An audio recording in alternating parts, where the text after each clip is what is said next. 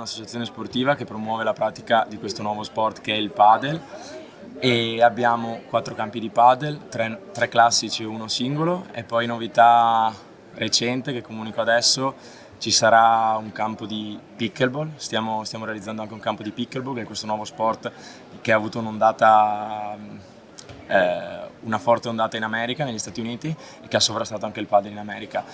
E noi oltre a questo abbiamo anche un corso ragazzi in cui questi ragazzi, questi bambini e ragazzi imparano questo sport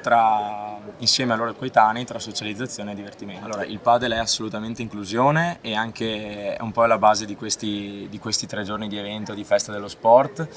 In questi giorni abbiamo avuto a che fare con dei ragazzi disabili che sono venuti a provare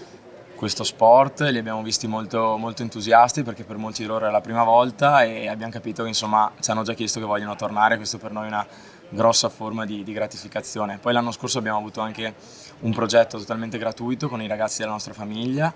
sono venuti lì a provare e per un mese, una volta a settimana, e poi alcuni di loro sono anche rimasti e tuttora fanno parte del nostro corso ragazzi che è seguito dai nostri istruttori che sono insomma competenti.